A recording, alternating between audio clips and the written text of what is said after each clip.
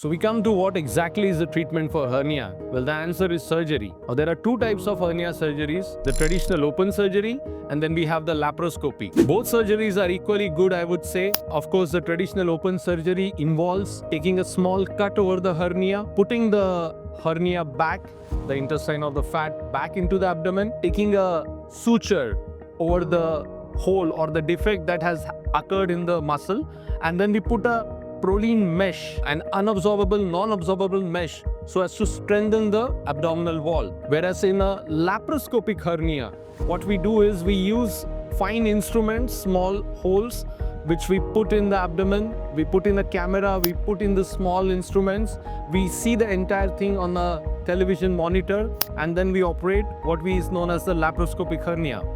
As I said, both surgeries are equally good, but we need to choose the patient wisely. Now, laparoscopic hernia surgery is an advanced surgery and it definitely has its own advantages. First and foremost, the post-operative pain is very less in these patients. Secondly, the patients can resume their activities sooner, they can report to work sooner. Third, patients don't have a scar because we use very small incisions to get into the abdomen. Of course, there are indications wherein laparoscopic hernia will be more beneficial. For example, if a particular patient has inguinal hernia on both the sides, what we call as a bilateral inguinal hernia, or maybe a large ventral hernia, that is a hernia near the umbilicus or around the umbilicus. And another scenario I would say is a large incisional hernia.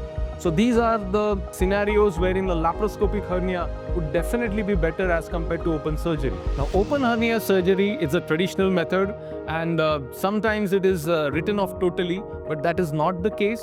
If there is a single hernia, which is a small hernia, I personally would prefer doing an open surgery rather than doing the elaborate laparoscopic repair for that. Also, if a patient has certain contraindications to laparoscopic surgery, like a previous abdominal surgery wherein there could be a lot of adhesions in the intestine, open surgery could be a solution. And if the patient is really not fit for general anesthesia, which is very much mandatory for laparoscopic hernia surgeries, open hernia surgery under a local regional block is a very good option. To summarize, hernia is a problem which needs surgical intervention. Whether we do an open intervention, whether we do a laparoscopic intervention, depends upon the case.